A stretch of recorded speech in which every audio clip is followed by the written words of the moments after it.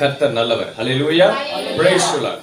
இந்த 2026ஆம் ஆண்டிற்காக கர்த்தர் இந்த ஊழியத்திற்கு, இயேசுவே மெய்யான ஜீவனுள்ள தெய்வம் என்கிற இந்த ஊழியத்திற்கு கொடுத்த வாக்குத்தத்தம் ஏசாயா 60ஆம் அதிகாரம் 20ஆம் வசனம். ஹல்லேலூயா. பக்கம் பழைய ஏற்பாடு 867. ஏசாயா 60ஆம் அதிகாரம் 20ஆம் வசனம். எல்லாரும் எடுத்துக்கிட்டீங்களா? சேர்ந்து வாசிக்கலாமா? உன் சூரியன் இனி அஸ்தமிப்பதும் இல்லை, உன் சந்திரன் மறைவதும் இல்லை. கர்த்தரே உனக்கு நித்திய வெளிச்சமாயிருப்பார். கர்த்தரே உனக்கு நித்திய வெளிச்சமாயிருப்பார். துக்க நாட்கள் முடிந்து போ. அல்லேலூயா. கர்த்தர் நல்லவர். ஆமென். இந்த வார்த்தை சொல்லுகிற பொழுதே ஒரு பிரசன்னத்தை நான் உணர்கிறேன். உன் துக்க நாட்கள் முடிந்து போகும். கர்த்தரே உனக்கு நித்திய வெளிச்சமாயிருப்பார். உன் துக்க நாட்கள் முடிந்து போகும். இனி உன் சூரியன் அஸ்தமிப்பதில்லை, இனி உன் சந்திரன் மறைவதில்லை. ஏனென்றால் கர்த்தரே உனக்கு நித்திய வெளிச்சமாயிருப்பார். ஹல்லேலூயா. கரங்களை தட்டி. Thank you Lord. Glory to Jesus. கர்த்தர் நல்லவராகவே இருக்கிறார். ஆமென். ஹல்லேலூயா. பாருங்க, நாம் ஆராதிக்கிற தெய்வம் நல்ல தெய்வம். ஆமென்.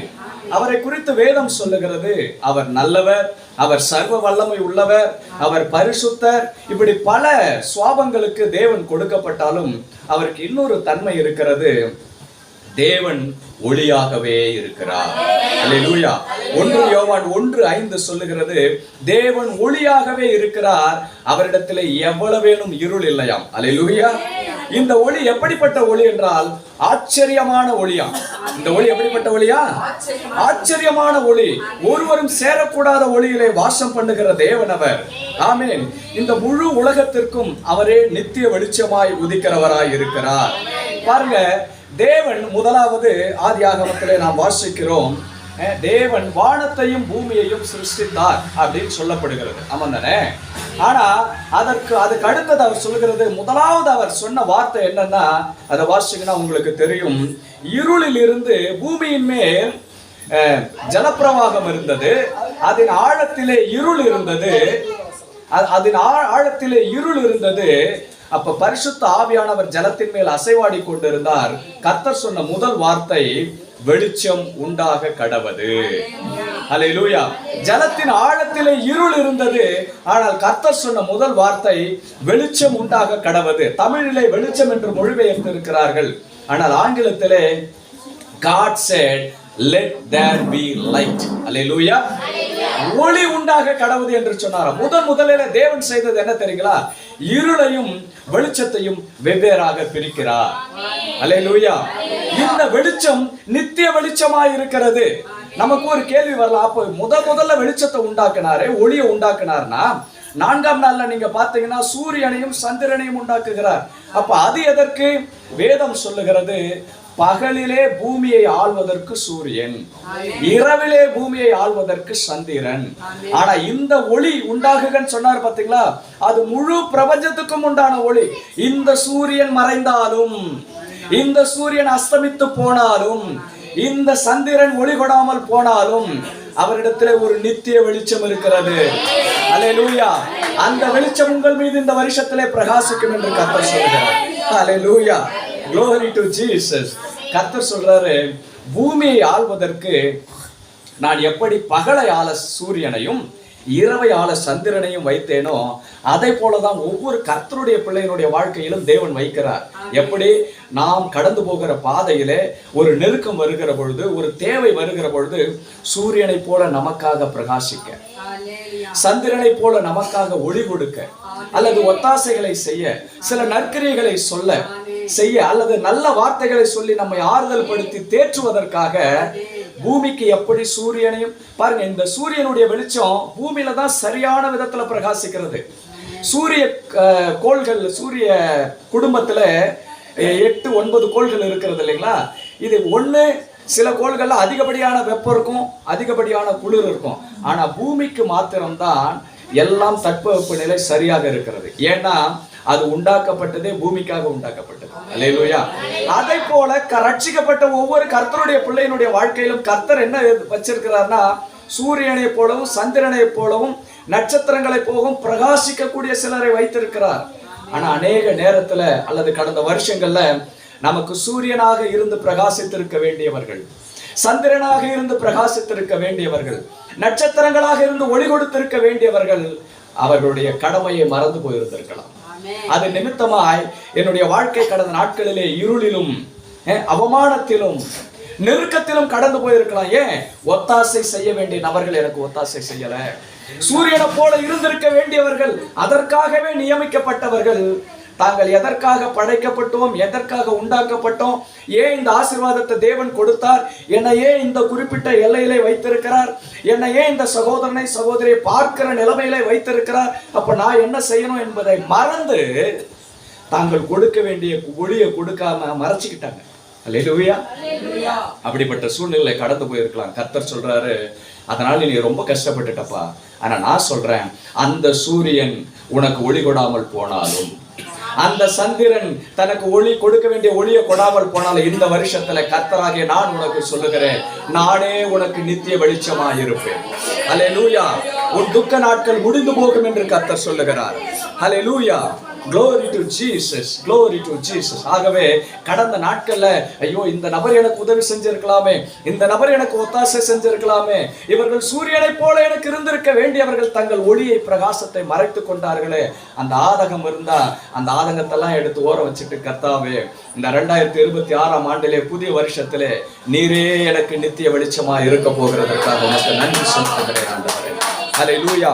பிரகாசிக்கிற இந்த ஒளி முதலாவது எங்கே பிரகாசிக்கும் என்று கர்த்தர் சொல்லுகிறார், நீ வாழ்கிற உன் தேசத்திலே, உனக்கென்று குறிக்கப்பட்ட எல்லையிலே, உன் குடும்பத்திலே, உன்னுடைய கிராமத்திலே, நீ வசிக்கிற இடத்திலே பிரகாசிக்கும் என்று கர்த்தர் சொல்லுகிறார்.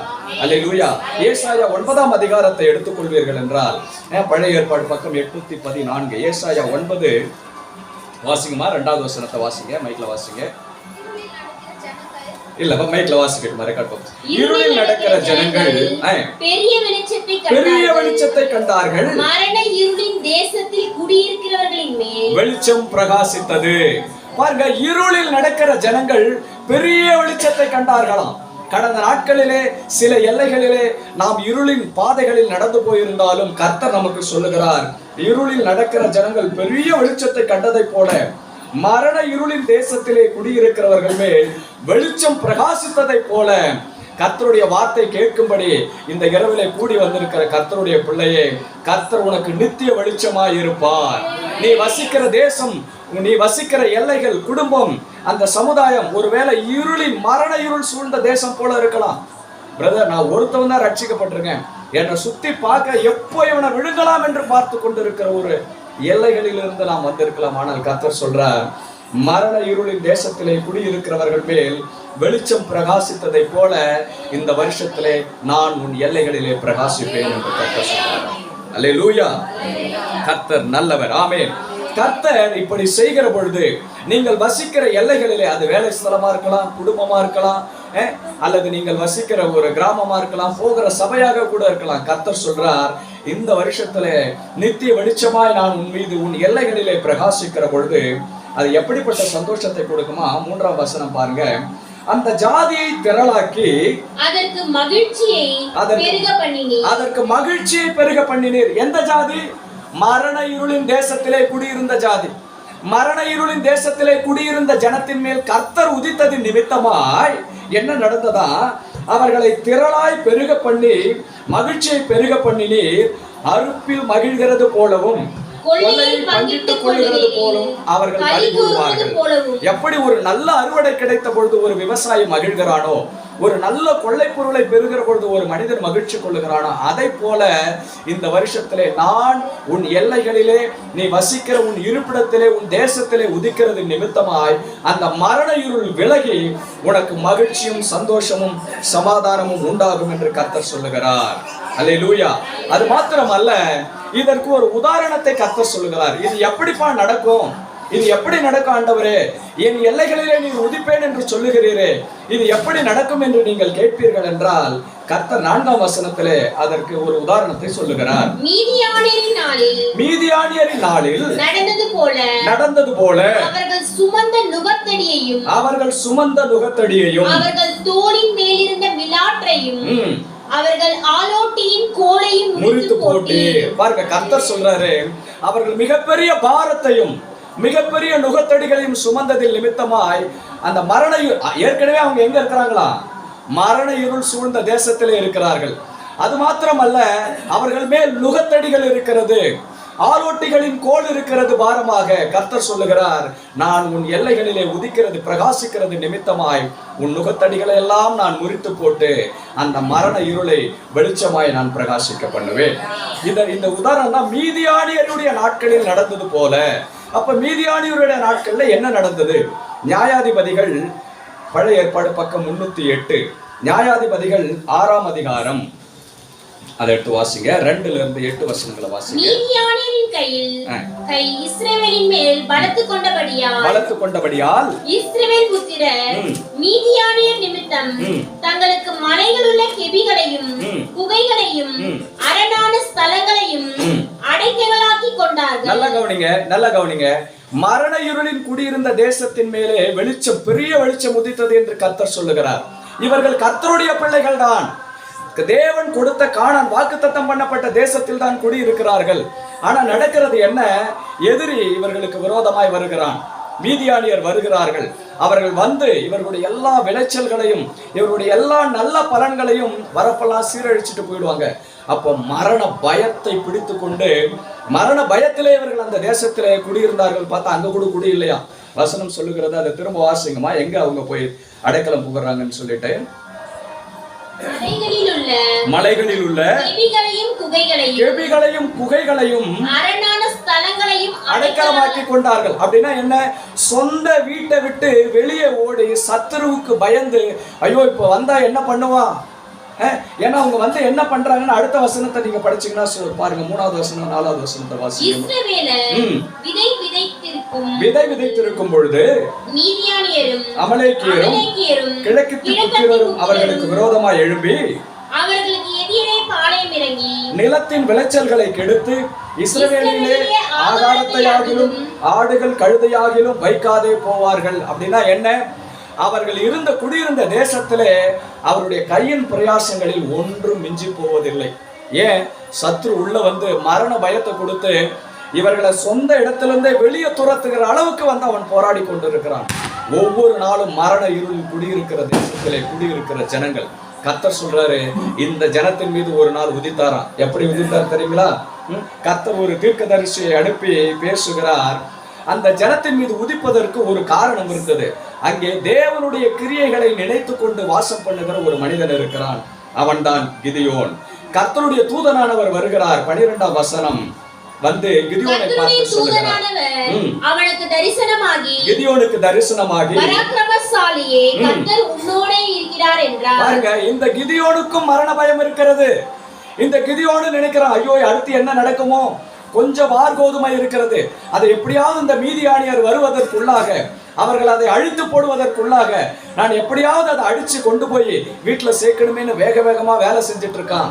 ஆனா செய்கிறப்பவே அவனுக்குள்ள ஒரு சிந்தை ஓடுது, உண்மையாகவே தேவன் இருக்கிறாரா? என் முற்பிதாக்களின் தேவன் எங்கே? ஆபிரகாம், ஈசாக்கு, யாக்கோபின் தேவன் எங்கே? எங்க முற்பிதாக்கள்லாம் எவ்வளவு சாட்சி சொன்னாங்களே, செங்கடலை பிளந்தார்னு சொன்னாங்க, வானத்திலிருந்து மன்னாவை பொழிந்தார்னு சொன்னாங்க. அப்படி இருக்குமானால், அந்த தெய்வமே மெய்யான தெய்வமா எங்களுக்கு இருக்குமானால், நாங்க ஏன் இப்படி எங்க சொந்த இடத்தை விட்டு எங்கோ ஓடி மறைந்து ஒளிந்து வாழ்கிற ஒரு வாழ்க்கை என்கிற எண்ணத்தோடு இவன் போரடித்து கொண்டிருக்கிறான். அந்த நேரத்துல கர்த்தருடைய தூதனானவர் வந்து சொல்லுகிறார், பராக்கிரமசாலியே கர்த்தர் உன்னோடு இருக்கிறார். அல்லேலூயா. அப்பொழுது கிதியோன் என்ன சொல்றாரு பாருங்க. அதுக்கு அப்பொழுது கிதியோன் அவரை நோக்கி என் ஆண்டவனே, கர்த்தர் எங்களோடே இருந்தால் இவையெல்லாம் எங்களுக்கு நேரிடுவானே. கர்த்தர் எங்களை எகிப்திலிருந்து கொண்டு வரவில்லையா? எங்கள் பிதாக்கள் எங்களுக்கு விவரித்து சொன்ன அவருடைய அற்புதங்கள் எல்லாம் எங்கே? இப்பொழுது கர்த்தர் எங்களை கைவிட்டு மீதியானியர் கையில் எங்களை ஒப்பு கொடுத்தாரே என்றார். ஆமென். கர்த்தருடைய பிள்ளைகளே, ஒருவேளை அப்படிப்பட்ட எண்ணத்தோடு உட்கார்ந்துட்டு இருக்கீங்களா? உண்மையாகவே கர்த்தர் இருந்தார்னா நன்மை செஞ்சார்தாங்க ஒரு நாட்கள்ல. ஆனால் நான் எதிர்பார்க்கிற அந்த அடையாள அற்புதங்கள் இங்கே இன்னும் என் வாழ்க்கையில நடக்கலையே என்ற ஒரு ஏக்கத்தோடு இருந்தா கர்த்தர் உங்களுக்கு சொல்லுகிறார், உனக்கு இருக்கிற இந்த கொஞ்ச பலத்தோடு நீ இப்போ உட்காந்துருக்கீங்க பார்த்தீங்களா, ஒரு கொஞ்ச பலம், கொஞ்ச நம்பிக்கை, அதோடு இந்த வருஷத்திலே இயேசு கிறிஸ்து மீது நம்பிக்கையாய் அடியெடுத்து வை. கர்த்தர் பெரிய காரியங்களை உனக்கு செய்வார். மீதியானியருடைய நாட்களிலே கர்த்தருடைய பிள்ளைகளாகிய இஸ்ரவேல் ஜனத்திற்கு கிதியோனை கொண்டு செய்த அதே கர்த்தர் தான் இன்று நமக்கும் வாக்குத்தத்தம் பண்ணுகிறார். உனக்கு இருக்கிற இந்த கொஞ்ச பலத்தோடு போ, நீ வெட்கப்பட்டு போவதில்லை. உன்னை பெரிய காரியங்களை செய்யும்படி நான் மாற்றுவேன். ஹல்லேலூயா, ஹல்லேலூயா. 14ஆம் வசனம் பாருங்க. அப்பொழுது கர்த்தர் அவனை நோக்கி பார்த்து, உனக்கு இருக்கிற இந்த பலத்தோடே போ, நீ இஸ்ரவேலை மீதியானியரின் கைக்கு நீங்களாக்கி ரட்சிப்பாய். முழு இஸ்ரவேலை நீ கேட்கிறப்பா ஒரு கொஸ்டின், எங்க என் தெய்வம் என்று நான் சொல்றேன். உன்னை கொண்டு முழு இஸ்ரவேலரையும் நான் மீதியானியருடைய கைக்கு தப்பு வைப்பேன். நடந்தது என்ன தெரியுங்களா? கர்த்தர் சொல்றாரு, சரி நீ யுத்தத்திற்கு போனா எதிர்க்க திரளான ஜனங்கள் வெட்டுக்கிளிகளை போல மீதியானியருடைய கூட்டம் இருக்கிறது. ஆனால் கிதியோனோடு கர்த்தர் அனுமதித்த நபர்கள் சண்டையிட எவ்வளவு பேர் தெரியுங்களா? மொத்தம் 300 பேர். அல்லேலூயா. அப்ப கிதியோனுக்கு ஒரு பயம் இருக்கிறது. ஆண்டவரே, இது எப்படி நடக்கும்? உனக்கு பயந்தால் நான் ஒரு அடையாளத்தை உனக்கு கொடுக்கிறேன்னு சொல்லிட்டு நீ அவர்கள் பாளையத்து அருகிலே போ. அங்க 2 பேர் கனவு கண்டு, ஒருத்தவன் கனவு கண்டு கனவை விளக்கி சொல்றான். யாரு? எதிரி தேசத்து நாடுகள் திரளான ஜனக்கூட்டம் கடற்கரை மணலத்தனையா இருக்கிறது. அதான் ஒருவன் கனவு கண்டு சொல்றான், நான் ஒரு கனவு கண்டேன், ஒரு வார்கோதுமை அப்பம் இஸ்ரவேல் தேசத்தின் எல்லைகளிலிருந்து உருண்டு வந்து நம்ம கூடாரத்தெல்லாம் கவிழ்த்து போட்டுச்சு. அதுக்கு இன்னொருத்தன் சொல்றான், அது வேற யாரும் இல்ல, கிதியோனுடைய பட்டயம் தான். அந்த கிதியோன் இருக்கிறானே இஸ்ரவேலனாகிய கிதியோன், அவனுடைய பட்டயம் தான். இதை கிதியோன் கேட்கும்படி கர்த்தர் செய்கிறார். அப்ப கர்த்தர் சொல்றாரு, இது உன்னுடைய பட்டயம் அல்ல, அது என்னுடைய பட்டயமாயிருக்கு. அதனால கர்த்தர் சொல்றாரு, உனக்கு இருக்கிற இந்த கொஞ்ச பலத்தோட நீ போ, நான் இந்த முழு மீதியானியரையும் உன்னுடைய கரத்திலே ஒப்பு கொடுப்பேன். அவங்க கையில பிடிச்சிட்டு போனது என்ன தெரியுங்களா? ஒரு மண் சட்டி, அதற்குள்ள வைக்கிற ஒரு தீப்பந்தம், கையிலே ஒரு எக்காலம். என்னன்னது 3 சொல்லுங்க பாப்போம். மண் சட்டி, அதற்குள் வைக்கிற தீப்பந்தம், கையிலே ஒரு எக்காலம். அப்ப கிதியோன் சொல்லுகிறான், நான் செய்கிறதை போல நீங்கள் எல்லாரும் செய்யுங்கள் என்று சொல்லி மண் சட்டியை உடைத்து தீப்பந்தத்தை உயர்த்தி பிடித்து எக்காலத்தை ஊதி சொல்லுகிறான், கிதியோனுடைய பட்டயம் கர்த்தருடைய பட்டயம். அந்த எதிரி தேசத்தான் சொல்றான், இது கிதியோனுடைய பட்டயம், அவன் தான் மேற்கொள்ள போறான். அதை கேட்ட கிதியோன் சொல்றான், இது கிதியோனுடைய பட்டயம் அல்ல, இது கர்த்தருடைய பட்டயம். இந்த யுத்தம் உங்களுடையது அல்ல, இந்த யுத்தம் கர்த்தருடையது. அல்லேலூயா. ஆண்டவரே, இவ்வளவு பெரிய சேனை, இவ்வளவு பெரிய போராட்டம், இவ்வளவு பெரிய நெருக்கம், எனக்கு இருப்பதோ கொஞ்சம். அந்த கொஞ்ச பலனை கூட இழந்துதான் ஆண்டவரே உங்க சமூகத்துல நான் உட்கார்ந்துட்டு இருக்கேன். நான் இதை எப்படி மேற்கொள்ளுவேன் என்று நினைத்தால் கர்த்தர் சொல்லுகிறார், எந்த நம்பிக்கையோடு எந்த கொஞ்ச பலத்தோடு என் சமூகத்திற்கு நீ வந்திருக்கிறாயோ அதை கொண்டே அந்த பெரிய காரியங்களை நான் மேற்கொள்ளும்படி உனக்கு கிருபை செய்வேன். அல்லேலூயா, அல்லேலூயா. என் வருமானம் கொஞ்சம் ஆண்டவரே, எனக்கு இருக்கிற சுகம் கொஞ்சம், எனக்கு இருக்கிற பலன் கொஞ்சம், என்னால் எப்படி இதை மேற்கொள்ள முடியும் என்று நினைத்தால் கிதியோனை போல நாமளும் சொல்லுவோம், மண்பாண்டமான இந்த சரீரத்தின் மாம்ச இச்சைகளை நான் அழித்து போட்டு ஆவியானவருடைய அக்கினி அபிஷேகத்தை கரத்திலே பிடித்து நானும் சுவிசேஷம் என்கிற எக்காலத்தை ஊதி சொல்லுவேன், இந்த யுத்தம் என்னுடையது அல்ல, இது கர்த்தருடைய யுத்தம். அல்லேலூயா, அல்லேலூயா. எல்லா கரங்களை உயர்த்தி இந்த விசுவாச அறிக்கை சொல்லலாமா? ஆண்டவரே, எனக்கு கொஞ்சம் பலன் இருக்கலாம், ஆனால் கர்த்தரே என் பலன். கொஞ்சம் சுகம் இருக்கலாம், கர்த்தரே என்னுடைய சுகம். என் வருமானம் கொஞ்சம் இருக்கலாம், கர்த்தரே என்னுடைய ஐஸ்வர்யமும் கனமும் மகிமையும். எதிர்காலத்தை குறித்த நம்பிக்கை எனக்கு இல்லாமல் இருக்கலாம், கர்த்தரே என் நம்பிக்கையாய் இருக்கிறார். ஹல்லேலூயா, ஹல்லேலூயா. கர்த்தர் நல்லவராகவே இருக்கிறார். சரி, இந்த இஸ்ரவேல் ஜனங்கள்ல குறிப்பா இந்த ஜனங்கள் யார் என்று கர்த்தருடைய வேதம் சொல்லுகிறது. ஏசாயா 9ஆம் அதிகாரம் 1ஆம் வசனத்தை நீங்கள் வாசிப்பீர்கள் என்றால் அது குறிப்பாய் கோடிட்டு காண்பிக்கிறது. பாருங்க, இந்த ஜனம் யார் என்று வேதம் சொல்லுகிறது. பாருங்க, ஏசாயா 9ஆம் அதிகாரம் 1ஆம் வசனம். ஆகிலும் அவர் செபுலோன் நாட்டையும் நப்தலி நாட்டையும் இடுக்கமாய் ஈனப்படுத்தின முந்தின காலத்தில் இருந்தது போல அது இருண்டிருப்பதில்லை. ஏனென்றால் அவர் கடற்கரை அருகிலும் யோர்தான் நதியோரத்திலும் உள்ள புறஜாதியாருடைய கலிலேயாவாகிய அத்தேசத்தை பிற்காலத்திலே மகிமைப்படுத்துவார். மகிமைப்படுத்துவார். நல்லா கவனிங்க, செபுலோன் நப்தலி என்கிற இந்த தேசங்கள் தான் மரண இருள் சூழ்ந்த தேசமா இருக்கிறது. ஏன்னா இது கடற்கரை ஓரத்தில் இருக்கிறது. எந்த எதிரி தேசம் படையெடுத்து வந்தாலும் முதல் அட்டாக் எங்க தெரியுங்களா? கடற்கரை ஓரத்தில் இருக்கிற பட்டணம் தான் பாதிக்கப்படும். இப்ப அதை போலதான் அநேக நேரத்துல நாம நிற்கிறோம். எந்த பிரச்சனை வந்தாலும் முதல்ல எனக்கு தான் பிரதர் வருது அப்படின்னு நினைக்கிறீங்களா? நிறைய நேரத்துல என் குடும்பத்துல யார் எதிரும் முதல்ல டார்கெட்டா யார் தான்? மனிதர்களாலும் வரலாம், சத்ருவனாலும் வரலாம், ஆவிக்குரியத்தமாவும் இருக்கலாம், பிசிக்கல் சேலஞ்சஸாகவும் இருக்கலாம். ஆனா கர்த்தர் சொல்றாரு, இந்த செபுலோன் என்பதற்கு அர்த்தம் என்ன தெரியுங்களா? ரொம்ப அழகா இருக்கும் பாருங்களேன். ஆதியாகமம் 30ஆம் அதிகாரம் 20ஆம் வசனத்தை வாசிச்சீங்கன்னா தெரியும். செபுலோன் என்பதற்கு தேவன் எனக்கு நல்ல ஈவை தந்தார், என் புருஷனுக்கு நான் 6 குமாரரை பெற்றபடியால் இப்பொழுது அவர் என்னுடனே வாசம் பண்ணுவார் என்று சொல்லி அவனுக்கு செபுலோன் என்று பெயரிட்டார். செபுலோன் என்பது என்ன அர்த்தம்? அவர் என்னுடனே வாசம் பண்ணுவார். நப்தலி என்பதற்கு என்ன அர்த்தம் தெரியுங்களா? 8ஆம் வசனத்தை வாசிங்க.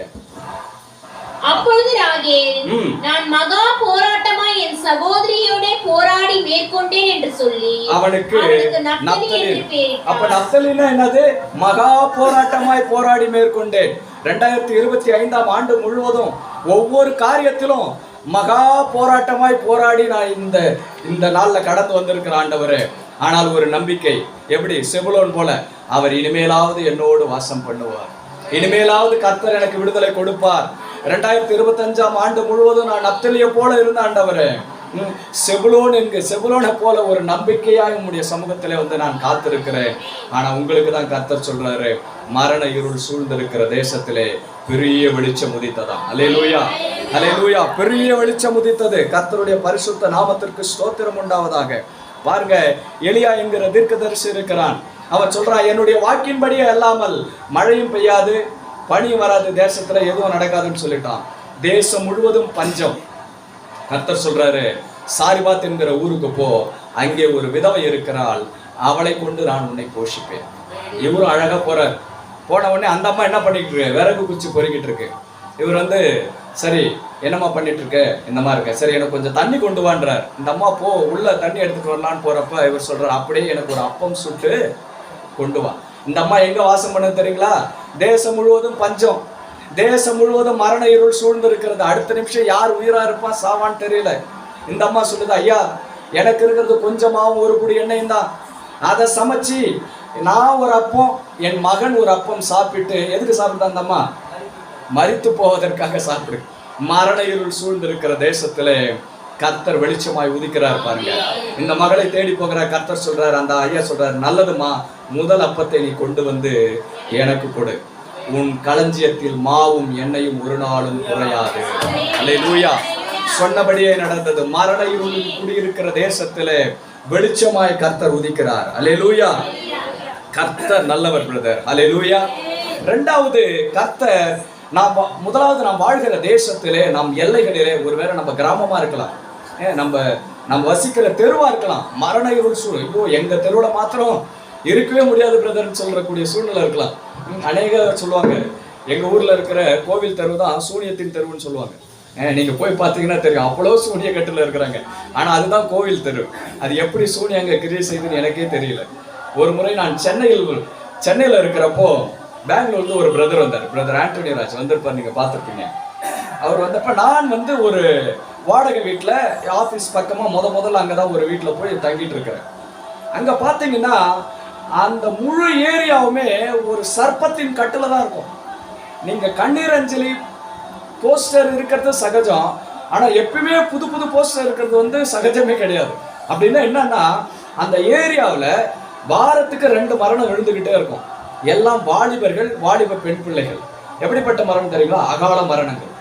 ஒன்று சூசைட், அவங்கள ஹேங்கிங் பண்ணிக்கிறாங்க, இல்லை ஆக்சிடென்ட், இப்படிப்பட்ட மரணங்கள் இருக்கும். அப்போ இந்த பிரதர், நான் சென்னை வந்ததுக்கப்புறம், பெங்களூர்லேருந்து சென்னை வந்துட்டதால என்னை பார்க்கும்படி ஒரு முறை வந்தார். பஸ் இறக்கி அவரை நான் கூட்டிகிட்டு போகிறேன் என்னுடைய ரூமுக்கு. அவர் நடந்து போகிறப்ப, பிரதர் உங்களுக்கு எதாவது ஃபீல் பண்ணுறீங்களான்னு கேட்டார். ஒன்றும் தெரியல பிரதர், நான் பாம்பு மேலே காலை வச்சு நடந்துட்டு போயிட்டு இருக்கிறேன்னு எனக்கு தெரியுது. என்ன சொன்னாரு? என் கால் இப்போ எது மேலே இருக்குதுன்னா, ஒரு பாம்பு உடம்பு மேலே நான் வச்சு நடக்கிறேன்றார். ஏன் பிரதர் இங்க ஏதாவது இந்த சர்ப்பத்தின் கோவில் ஏதாவது இருக்குதான்னா, பிரதர் நான் இருக்கிற தெருவே அதுதான். என் வீட்டுல இருந்து 3வது வீடு எது? ஒரு பெரிய சர்ப்பத்துக்கு கட்டப்பட்ட ஒரு கோவில். அவர் சொன்னாரு, இந்த சர்ப்பத்தின் கிரியை இந்த எல்லை முழுவதும் இருக்கிறது, மரண இருள் சூழ்ந்து இருக்கிற தேசம். நான் நினைச்சேன் அந்த தேசத்துல நம்ம பிரகாசிச்சிடலாம், ஒளியா இருந்தலாம் அப்படின்னு. ஒரு முறை முட்டி போட்டு ஜெபம் பண்ண, அங்க உடுக்க சத்தம் கேட்ட உடனே இங்க நான் மயங்கி விழுந்துட்டேன். அங்க முடிஞ்சதுக்கு அப்புறம் தான் நான் என்ன பண்ணேன், எழுந்தேன். ஏன்? அது அத்தனை வருடங்களா அந்த முழு எல்லையும் அதை கண்ட்ரோல் பண்ணி வச்சிருக்குது. ஆனா கர்த்தர் இந்த நாளிலே சொல்றார், ஒருவேளை கடந்த நாட்களில் அப்படிப்பட்ட சர்ப்பத்தின் கிரியைகள், வலு சர்ப்பத்தின் ஆவிகள் அல்லது சூனியத்தின் கிரியைகள் மரண இருளை கொடுத்து மரண பயத்தை நமக்குள்ள கொடுத்து இருந்திருக்கலாம். ஆனா கர்த்தர் சொல்றாரு, இந்த வருஷத்துல அவர் நித்திய வெளிச்சமாய் நம் மீது உதிக்கிறபடினாலே, நம் எல்லைகளிலே உதிக்கிறபடினாலே அந்த மரண இருள் விலகி போகும் என்று கர்த்தர் சொல்கிறார். அல்லேலூயா. 2வது கர்த்தர் உதிக்கிற இன்னொரு இடம் பாருங்க, ஏசாயா 54ஆம் அதிகாரம் 11ஆம் வசனம். நல்ல கவனிங்க, கவனிச்சா அந்த சரி புரியும். 2வது கர்த்தர் உதிக்கிற இடம் ஏசாயா 54:11ஆம் வசனம். சிறுமைப்பட்டவளே, சிறுமைப்பட்டவளே, பெருங்காற்றில் அடிபட்டவளே, பெருங்காற்றில் அடிபட்டவளே, தேற்றரவற்றவளே, தேற்றரவற்றவளே, இதோ நான் உன் கல்லுகளை பிரகாசிக்கும்படி, உன் கல்லுகளை பிரகாசிக்கும்படி வைத்து நீல ரத்தினங்களை உன் அஸ்திபாரமாக்கி. நல்லா கவனிங்க, 2வது கர்த்தர் உதிக்கிற ஒரு இடம் உன் கல்லுகளை பிரகாசிப்பேன்னு சொல்றார். கர்த்தர் உங்கள் மேல உதிக்கிறதால 2வது ஒரு பிரகாசிக்கிற இடம் உன் கல்லுகளை பிரகாசிப்பேன். இந்த கற்கள் எதை குறிக்கிறது? எந்த கற்களை தேவன் பிரகாசிக்க பண்ண போகிறார் அப்படின்னு பாத்தீங்கன்னா, கர்த்தருடைய வார்த்தை சொல்லுகிறது, உன் கைகளின் பிரயாசத்தை நான் பிரகாசிக்க பண்ண போகிறேன். அல்லேலூயா. பாருங்க, கர்த்தருடைய ஆலயம், தேவாலயம் இஸ்ரவேல் ஜனத்தால் சாலமோனை கொண்டு தேவன் கட்டின பொழுது அந்த ஆலயம் எப்படிப்பட்ட கற்களால் கட்டப்பட்டது என்று வேதம் சொல்லுகிறது. 1 நாளாகமம் 29ஆம் அதிகாரம் 2-3 வசனங்களை வாசிங்க. பழைய ஏற்பாடு 541வது பக்கம். 1 நாளாகமம் 29:2-3. உன் கல்லுகளை பிரகாசிப்பேன். ஆனா பாருங்க, எப்படிப்பட்ட கற்களை, எப்படிப்பட்ட விலையேறப்பட்ட கற்களை கொண்டு தேவன் அந்த ஆலயத்தை கட்டினார். வாசிங்கம்மா. 1 நாளாகமம் 29:2-3. பழைய ஏற்பாடு பக்கம் 541. தாவீது ராஜா சொல்லுகிறார், தேவாலயத்திற்கு அவர் எப்படிப்பட்ட ஆசீர்வாதம், எப்படிப்பட்ட காரியங்களை செய்கிறார் சொல்லுங்க. வாசிங்க.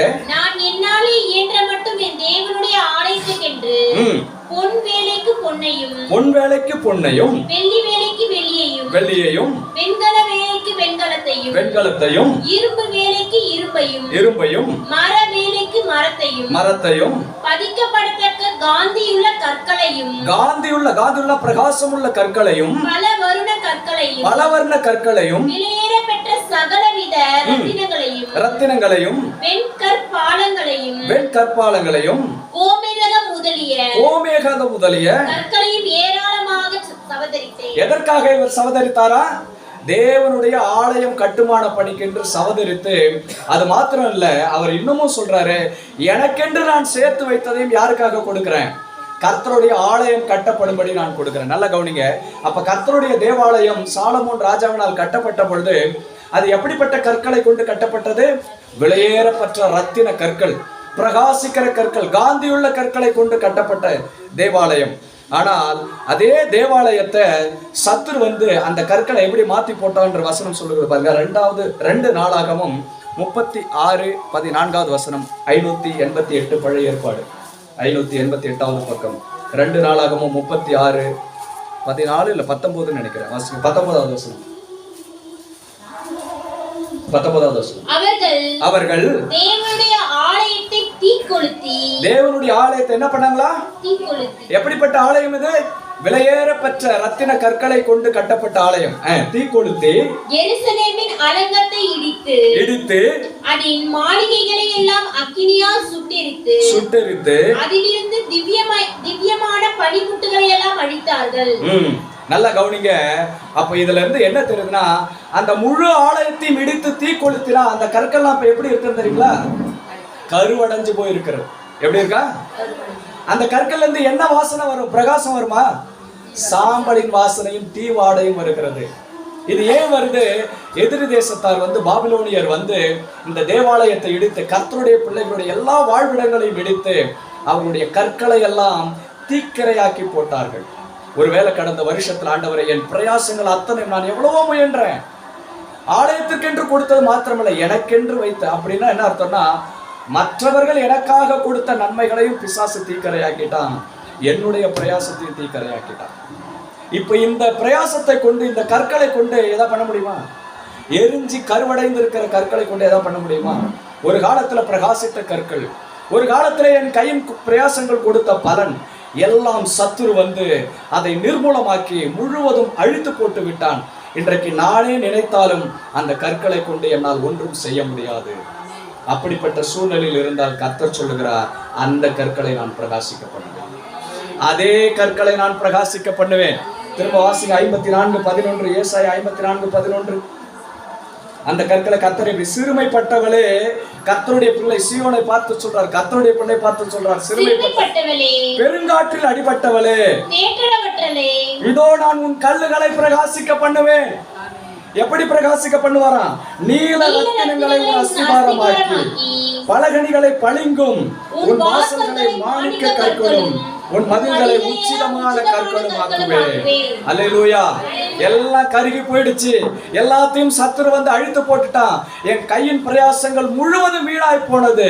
கவலைப்படாதீங்க, கர்த்தர் மேல் நம்பிக்கையா இருங்கள். இந்த வருஷத்துல எந்த பிரயாசங்கள் வீணாய் போனதோ அதை கொண்டு, அதே கருகி போன கற்களை எடுத்து கர்த்தர் திரும்பவும் பிரகாசிக்க பண்ண முடியும். உதாரணம் கேட்கிறீங்களா? உலர்ந்த எலும்புகளின் கூடுகளிலே எசேக்கியாவை கொண்டு போய் நிறுத்தி கர்த்தர் சொல்லுகிறார், தேவ மனுஷனே, மனுபுத்திரனே, இந்த உலர்ந்த எலும்புகள் உயிர் அடையுமா? அவர் சொல்றார், எனக்கு தெரியாத ஆண்டவரே, உமக்கு தெரியும். இவைகளை பார்த்து நீ கர்த்தருடைய வார்த்தையை பேசு. பேச பேச அந்த உலர்ந்த எலும்புகள், அதற்குள் ஜீவன் வந்தது, ஒன்றோடு ஒன்று சேர்ந்தது, பெரிய சேனையாய் நின்றதை போல. ஆண்டவரே, கடந்த நாட்களிலே என் பிரயாசங்களை சத்துரு, அது நீங்க என்ன பேர் வேணா வச்சுங்க, சூனியம் பண்ணிட்டாங்க பிரதர், இதை பண்ணிட்டாங்க பிரதர், அதை பண்ணிட்டாங்க பிரதர், எதை செய்து உன் பிரயாசத்தை, உன் கையின் பிரயாசத்தை அவர்கள் அழித்து போட்டு இருந்தாலும், அதே கருகலான கையின் பிரயாசத்தை கர்த்தர் எடுத்து மாணிக்க கற்களாகவும் பளிங்கு கற்களாகவும் பிரகாசிக்க பண்ணுவேன் என்று வாக்கு கொடுக்கிறார். அல்லேலூயா, அல்லேலூயா. கர்த்தர் நல்லவராகவே இருக்கிறார். ஆமென், ஆமென். ஒரு நாளும் சோர்ந்து போகாதீங்க. கர்த்தரை நம்பி இந்த பூமியிலே, இயேசுவை நம்பி நான் அடுத்தருக்கு வந்துட்டேன்னு ஒரு மனுஷன் சொன்னான்னா அவனுடைய ரட்சிப்பை செக் பண்ணி பார்க்கணும். கிட்டத்தட்ட 23, 22, 23 வருடங்கள் நான் இயேசுவோடு நடந்திருக்கிறேன். அநேக பாடுகளை நான் சுமந்திருக்கிறேன். அநேக வருடங்கள் நான் கண்ணீரின் பள்ளத்தாக்கிலே நடந்திருக்கிறேன். எத்தனையோ போராட்டங்கள், சரீரத்திலும் ஆத்தும போராட்டமும் இருந்திருக்கிறது. ஆனால் இன்று நான் திரும்பி பார்க்கிற பொழுது சொல்லுவேன், கர்த்தர் நல்லவராகவே இருக்கிறார். என் சூழ்நிலைகளை வைத்து நான் கர்த்தவர் நல்லவர் என்று சொல்வதில்லை. அவர் நடத்தின விதம், எனக்கு கற்றுக் கொடுத்த பாடங்கள், நான் கற்றுக்கொண்டவைகள், என்னை நான் எந்த சூழலிலும் சொல்ல முடியும், என் இயேசு எனக்கு நல்லவராகவே இருந்திருக்கிறார். ஆனா நான் உண்மையற்றவனாய் இருந்திருக்கிறேன். அநேக முறை நான் அவருக்கு உண்மையற்றவனாய் இருந்திருக்கிறேன். ஆனால் அவருடைய அன்பு என்னை விட்டு விலகவே இல்லை. அல்லேலூயா. கர்த்தர் நல்லவராகவே இருக்கிறார். கர்த்தர் வாக்கு பண்ணுகிறார், உன் கல்லுகளை நான் பிரகாசிக்க பண்ணுவேன்.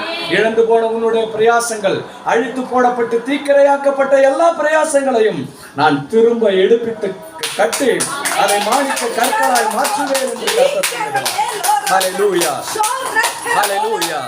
Glory to Jesus. Glory to Jesus. இரண்டாவது கர்த்தர் சொல்லுகிறார், இந்த கற்கள் இன்னொரு காரியத்தையும் கர்த்தர் சொல்றாரு, உன் கல்லுகளை பிரகாசிப்பேன் என்று சொல்லுகிற முதலாவது உன் கையின் பிரயாசங்கள், இரண்டாவது உன் பிள்ளைகளை ஆசீர்வதிப்பேன் என்று கர்த்தர் வாக்கு கொடுக்கிறார். அல்லேலூயா. ஏசாயா 51 அதிகாரம் 1-2 வசனங்களை வாசிங்கப்பா. 1 வசனத்தை வாசிங்க. நீதியை பின்பற்றி கர்த்தரை தேடுகிற நீங்கள் எனக்கு செவி கொடுங்கள். நீங்கள் வெட்டி எடுக்கப்பட்ட கண்மலையையும் நீங்கள் தோண்டி எடுக்கப்பட்ட துறவின் குழியையும் நோக்கி பாருங்க. கர்த்தர் உதாரணமா சொல்லுகிறார், வெட்டி எடுக்கப்பட்ட கண்மலை, தோண்டி எடுக்கப்பட்ட துறவின் குழி. அது யாருன்னா, அடுத்த வசனம் பாருங்க. உங்கள் தகப்பனாகிய ஆபிரகாமையும் உங்களை பெற்ற சாராளையும் நோக்கி பாருங்கள். அவன் ஒருவனாய் இருக்கையில் நான் அவனை அழைத்து அவனை ஆசீர்வதித்து அவனை பெருக பண்ணினேன். அவனை ஆசீர்வதித்து பெருக பண்ணினேன். நல்லா கவனிங்க, தேவன் ஆபிரகாமை அழைக்கிற பொழுதே கர்த்தருக்கு தெரியும் பிள்ளை பெற்றிருக்கக்கூடிய பலன் ஆபிரகாம் இடத்துல இல்ல. அல்லேலூயா. தேவனே அவருடைய கர்ப்பத்தை அடைத்திருந்தார். அவருக்கு தெரியும் இவனுக்கு இப்ப பிள்ளை பிறக்காதுன்னு தெரியும். ஏனால் தேவ சித்தம் இருக்கிறது. ஆனா வெட்டி எடுக்கப்பட்ட கண்மலை, ஒரு மலையில இருந்து ஒரு குறிப்பிட்ட சின்ன பாறை எடுத்திருந்தா அதுல என்ன நன்மை உங்களுக்கு வந்துடும் நினைக்கிறீங்க? அதுல விதை விதைத்து அறுவடை செய்ய முடியுமா? அந்த கற்பாறையிலிருந்து பலன் கொடுக்க முடியுமா? ஒரு வெயிலுக்கு கூட ஒதுங்க முடியாது, காலை வச்சு நிக்க கூட முடியாது, சூடு வரும். தோண்டி எடுக்கப்பட்ட துறவின் குழி, அதுல ஒண்ணுமே இல்லை. அப்ப சாராளும் அப்படித்தான் இருந்தார்கள், ஆபிரகாமும் அப்படித்தான் இருந்தார். கர்த்தர் சொல்றாரு, உன் முற்பிதாக்களின் தகப்பனாகிய ஆபிரகாமையும் சாராளையும் நோக்கிப்பார். வெட்டி எடுக்கப்பட்ட கண்மலை, தோண்டி எடுக்கப்பட்ட துறவின் குழி, அவர்களுக்கே பிள்ளை செல்வத்தை கொடுத்து ஒரு பெரிய சந்ததியை உண்டாக்கி ஆசீர்வதிக்க கூடுமானால், ஆல்ரெடி பிள்ளைகள் வைத்திருக்கிற உனக்கு உன் பிள்ளைகளை ஆசீர்வதிக்க என்னால் முடியாதா? நிச்சயமாய் கர்த்தர் ஆசீர்வதிப்பார். அல்லேலூயா. என் பிள்ளைக்கு என்ன ஆகும் பிரதர்? நான் இது வரைக்கும் எதையுமே சேர்த்து வைக்கலையே, ஒரு நன்மையும் என் பிள்ளைகளுக்கு நான் செய்யலையே நீங்க நினைச்சுக்க, கர்த்தர் சொல்றாரு, இனி அந்த சூழ்நிலை அல்ல, உன் கல்லுகளை அவரே பிரகாசிக்க பண்ணுகிறவராய் இருக்கிறார். அல்லேலூயா. ஏன் தெரியுங்களா ஆபிரகாம் ஆசீர்வதிச்சார்? ஒரே காரணம் தான், அவர் காணாத தேசத்தை கர்த்தர் சொன்ன வார்த்தையை நம்பி தன் தாய் தகப்பன் எல்லாரையும் விட்டு புறப்பட்டு போனார். அல்லேலூயா. யார் என்ன சொன்னாலும் இயேசு எனக்கு போதும் என்று ஆலயத்திற்கு வந்து ஒவ்வொரு வாரமும் அவரை தேடுகிற கர்த்தருடைய பிள்ளைகளுக்கு உங்களுக்கு அவர் நன்மை செய்யாமல் இருக்கவே முடியாது. அல்லேலூயா. உங்கள் கல்லுகளை அவர் பிரகாசிக்க பண்ணுகிறவராய் இருக்கிறார். உங்கள் பிள்ளைகள் ஆசீர்வாதமாய் இருப்பார்கள். எப்படி ஆசீர்வதிக்கப்படுவார் தெரியுங்களா? கர்த்தருடைய வார்த்தை சொல்லுகிறது, ஏசாயா 49 அதிகாரம் 22 வசனம் சொல்லுகிறது, இதோ ஜாதிகளுக்கு நேராக என் கரத்தை உயர்த்தி ஜனங்களுக்கு நேராக என் கொடியை ஏற்றுவேன். கர்த்தர் சொல்றாரு, ஜாதிகளுக்கு நேராக நான் என் கரத்தை உயர்த்துவேன். அப்பொழுது குமாரரை கொடுங்கைகளில் ஏந்து, கொடுங்கை என்றது ஒரு தமிழ் வார்த்தை. கொடுங்கை என்றா நீட்டி மடக்கப்பட்ட கரம். எப்படி ஏந்தி கொண்டு வருவாங்களா? இப்படி ஏந்தி கொண்டு வருவாங்களா உங்க பிள்ளைகளை? அல்லேலூயா. ஏன் அது நடக்கு தெரியுங்களா? கர்த்தர் தம்முடைய கரத்தை உயர்த்துகிறார். இந்த நாளிலே பிரகாசிக்கிற கர்த்தர் உங்கள் பிள்ளைகளை பிரகாசிக்கும்படி செய்ய போகிற கர்த்தர் அவரே தம்முடைய கரத்தை உயர்த்துகிறாராம். யாருக்கு நேரா உயர்த்துறார் தெரியுங்களா? எந்தெந்த எல்லையில இருந்து யார் யாரெல்லாம் பிரகாசிக்க வேண்டியவர்கள் பிரகாசிக்கவில்லை, யாரெல்லாம் உங்களுக்கு நன்மை செய்ய வேண்டுமோ செய்ய மறுத்த ஒவ்வொருவருக்கும் விரோதமாய் கர்த்தரே தம்முடைய கரத்தை உயர்த்துகிற பொழுது அவர்கள் தேடி வருவார்கள். உங்கள் பிள்ளைகளை தங்கள் கரங்களிலே ஏந்தி கொண்டு வருவார்கள். ஹல்லேலூயா. இந்த ஆசீர்வாதத்தை உங்கள் கண்கள் காணும் என்று கர்த்தர் சொல்லுகிறார். ஹல்லேலூயா, ஹல்லேலூயா, ஹல்லேலூயா. Glory to Jesus. 2 நாளாகமம் 4 அதிகாரம் 8 17 வசனங்களை நீங்கள் வாசிக்கிற பொழுது, பழைய ஏற்பாடு 2 நாளாகமம் 8 2 நாளாகம் 4 அதிகாரம் 8 17 வசனங்களை வாசிங்கம்மா. எடுத்தவங்க வாசிங்க. பக்கம் சொல்லிடுங்கம்மா, எல்லாம் எடுத்துக்கிட்டோம். 10 மேசைகளையும் 546 10 மேசைகளையும் செய்து அவைகளை தேவாலயத்தில் வலது புறத்திலே 2 ராஜாக்கள் 2 ராஜாக்கள் 4 அதிகாரம், நல்ல கவனிங்க. 2 ராஜாக்கள் 4 அதிகாரம் 8 17 வசனங்களை வாசிங்க. பின்பு ஒரு நாள் எலிசா சூனேமுக்கு போயிருக்கும். நல்ல கவனிங்க, இத நல்ல கவனிங்க. சூனேமுக்கு போகிற பொழுது அங்கே இருந்த கனம் பொருந்திய ஒரு ஸ்திரீ அவனை போஜனம் பண்ண வருந்தி கேட்டு. பாருங்க, எலிசா ஒரு தேவனுடைய மனுஷன். இந்த மனுஷன் அடிக்கடி இந்த வழியா போறாருன்னு சொல்லிட்டு அங்க இருந்த ஒரு ஸ்திரீ என்ன பண்றா, ஐயா நீங்க வந்து என் வீட்டுல கொஞ்சம் சாப்பிட்டுட்டு ஓய்வு எடுத்துட்டு போங்க, ஒரு ஏன்னா நீங்க கர்த்தருடைய ஊழியக்காரரா இருக்கிறீங்களே அப்படின்னு சொல்லி அவர் ஒரு சிறு உதவி செய்கிறார். அவள் தன் புருஷனை நோக்கி, இதோ நம்மிடத்தில் எப்பொழுதும் வந்து போகிற தேவனுடைய மனுஷனாகிய இவர் பரிசுத்தவான் என்று அறிகிறேன். நல்ல கவனிங்க. ஒரு பெண் அவரை வீட்டுக்கு அழைத்து உபசரிக்கிற பொழுது கொஞ்ச நாள் அவ பாக்குறா இவருடைய நடக்கை எப்படி இருக்குதுன்னு. அதுக்கப்புறம் அவ சொல்றா, ஏங்க அவரு நல்ல மனுஷன் தான், ஒரு பரிசுத்தவான் தான், தேவனுக்கு பயந்த மனுஷன் தான்.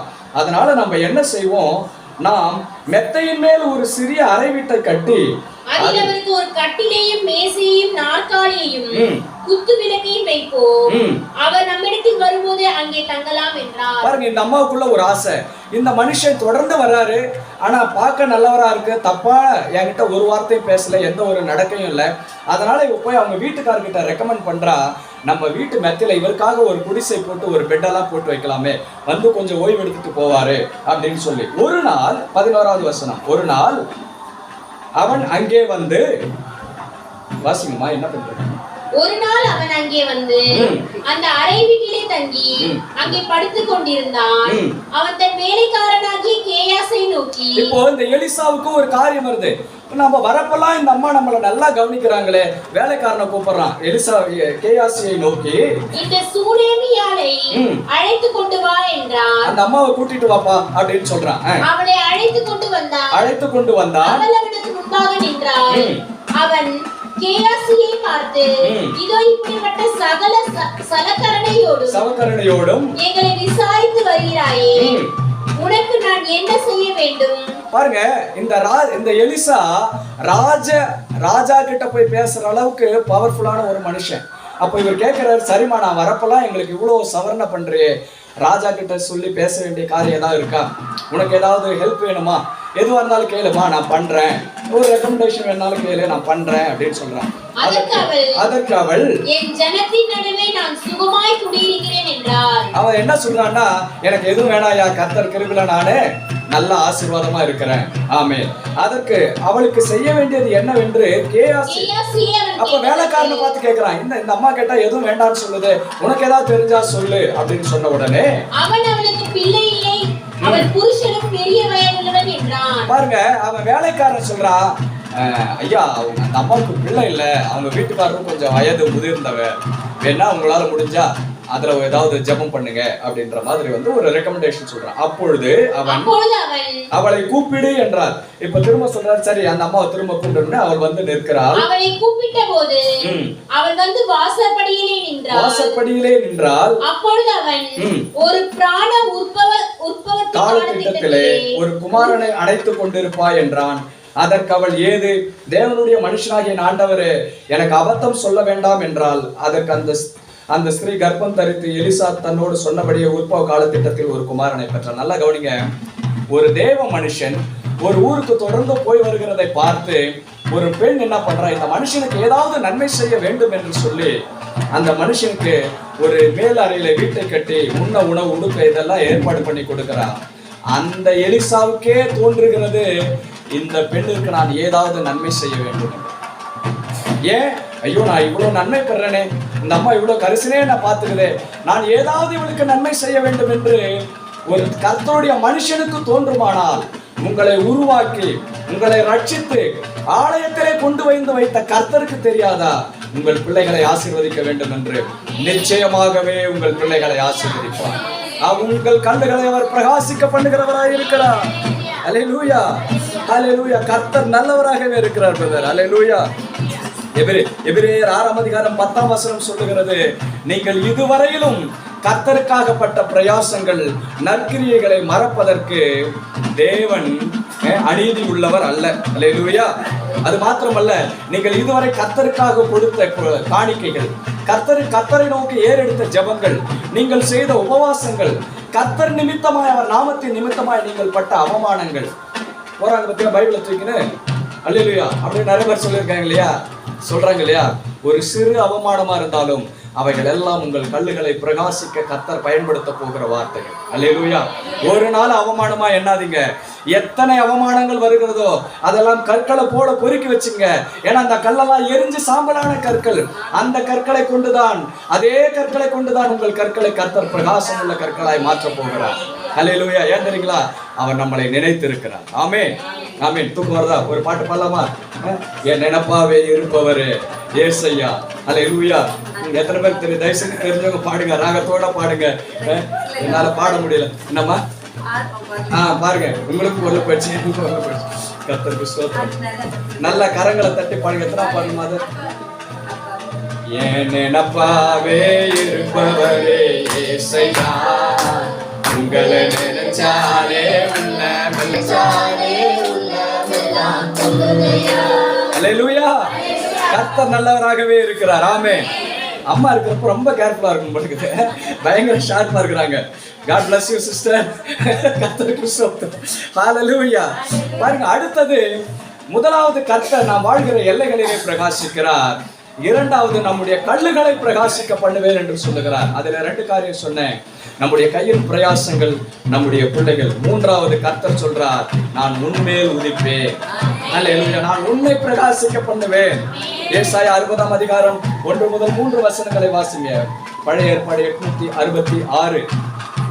எழும்பி பிரகாசி, உன் ஒளி வந்தது, கர்த்தருடைய மகிமை உன்மேல் உதித்தது. அல்லேலூயா. இதோ இருள் பூமியையும் காரிருள் ஜனங்களையும் மூடும், ஆனாலும் உன்மேல் கர்த்தர் உதிப்பார், அவருடைய மகிமை உன்மேல் காணப்படும். அது நிமித்தமாய் உன் வெளிச்சத்தினிடத்திற்கு ஜாதிகளும் உதிக்கிற உன் ஒளியினிடத்திற்கு ராஜாக்களும் நடந்து வருவார்கள். அல்லேலூயா. பாருங்க, கர்த்தர் சொல்றாரு, அப்பா நீ ஆல்ரெடி பிரகாசிக்க வேண்டிய நபர் தான், ஆனா திரும்பவும் நான் உன்னை பிரகாசிக்கிறேன். ஏன், என்ன காரணம் அப்படின்னா, எபேசியர் 5ஆம் அதிகாரம் 14ஆம் வசனம் எடுக்க வேண்டாம், நான் வாசிச்சிடுறேன். இங்க ஒரு கர்த்தருடைய பிள்ளை குறித்து தேவ வார்த்தை சொல்லுகிறது பாருங்க. இவன் கர்த்தருடைய பிள்ளை தான், பிரகாசிக்க வேண்டிய மகன் தான். எபேசியர் 5ஆம் அதிகாரம் 14ஆம் வசனம், ஆதலால் தூங்குகிற நீ விழித்து மரித்தோரை விட்டு எழுந்திரு, அப்பொழுது கிறிஸ்து உன்னை பிரகாசிப்பார் என்று சொல்லி இருக்கிறார். பாருங்க, நல்லா கவனிங்க. இந்த நபர் கர்த்தருடைய பிள்ளைதான், பிரகாசிக்கும்படி அழைக்கப்பட்ட கர்த்தருடைய பிள்ளைதான். ஆனா இந்த பிள்ளை என்ன பண்றாரு தெரியுங்களா? தூங்கிட்டு இருக்கிறாரா? என்ன பண்றாரா? தூங்குகிற நீ நம்பர் 1. நம்பர் 2 எங்க தெரியுமா? எங்க போய் தூங்குறான் தெரியுமா? இவன் மரித்தோரிடத்திலே போய் தூங்குகிறானா. அந்த வசனத்தை திரும்ப வாசிங்கம்மா. ஆதலால் தூங்குகிற நீ விழித்து மரித்தோரை விட்டு எழுந்திரு. இவன் என்ன பண்ணா? மோதி பார்த்துட்டு உலகத்தின் பாரங்கள் போராட்டங்கள்ல மோதி பார்த்துட்டு ஒரு கட்டத்துல முடிவு பண்ணா, இனி நான் மாத்திரம் இப்படி இருந்து ஒரு புண்ணியமும் இல்ல, நானும் அந்த உலகத்தோட என்ன பண்ணிடுறேன், கரைஞ்சிடறேன்னு மரித்த கிரியைகள் உள்ள ஜனத்தோட போய் அமர்த்துங்கிறான். அப்ப கர்த்தர் அவனை பார்த்து சொல்றாரு, எப்பா நீ விழித்திருக்கிற வேண்டிய ஆள், முதலாவது எழுந்துரு. நீ எங்க படுத்துட்டு இருக்கிற தெரியுமா? சரி போய் தூங்குற. எங்க தூங்குற தெரியுமா? மரித்த கிரியைகளை உடைய ஜனத்தின் மத்தியிலே போய் தூங்கி கொள்ளுகிற. அதுதான் அதுக்கு அர்த்தம். மரித்தோரிடத்திலே தூங்குகிறான்னா அவன் செத்தவங்கிட்ட போய் தூங்கல, செத்து போன கிரியைகளை கொண்ட நபர்களின் மத்தியிலே போய் அவன் தன்னுடைய கூடாரத்தை போட்டுட்டான். அல்லேலூயா. எத்தனை பேர் புரியுது நான் சொல்றது? நீ பிரகாசிக்க வேண்டிய கர்த்தருடைய பிள்ளை, ஆனா நீ தூங்கிட்டு இருக்கிற. ரெண்டாவது, நீ எங்க தூங்கிட்டு இருக்கனா? மரித்தோரின் மத்தியில இருந்து தூங்கிட்டு இருக்கிற.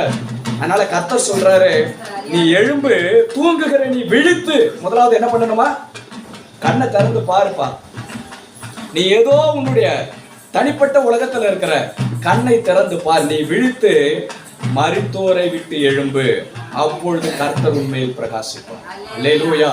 அப்பொழுது கர்த்தர் உண்மையில் பிரகாசிப்பார் என்று கர்த்தருடைய வார்த்தை சொல்லுகிறது. நல்லா கவனிங்க. மோசே, என்னாகம் எடுத்துக்கொள்ளுமா, பழைய ஏற்பாடு 186வது பக்கம். மோசே 12 கோத்திரங்களுக்கு, ஒரு கோத்திரத்திற்கு ஒருவராக 12 பேரை முடிச்சிடற சீக்கிரமா, வாக்குத்தத்தம் பண்ணப்பட்ட கானான் தேசத்திற்கு அனுப்புகிறார். மோசே எத்தனை பேர் அனுப்புறாரு? 12 பேரை அனுப்புகிறார். இந்த 12 பேரை எதுக்கு அனுப்புறாருன்னா, கர்த்தர் வாக்குத்தத்தம் பண்ணிவிட்டார், அந்த தேசத்தை போய் நீங்க சுற்றி பாருங்க, சுற்றி பார்த்து அது எப்படிப்பட்ட தேசம் என்று நீங்க எங்களுக்கு என்ன பண்ணுங்க, செய்தி கொண்டு வாருங்கள் என்று சொல்லுகிறார். 12 பேரும் போனாங்க. 12 பேரும் போயிட்டு 27வது வசனத்தை வாசிங்க. 13:27 பழைய ஏற்பாடு 186வது பக்கம். அவர்கள் மோசேயை நோக்கி, நீர் எங்களை அனுப்பின தேசத்திற்கு நாங்கள் போய் வந்தோம், அது பாலும் தேனும் ஓடுகிற தேசம்தான், அதுல எந்த சந்தேகமும் இல்லை.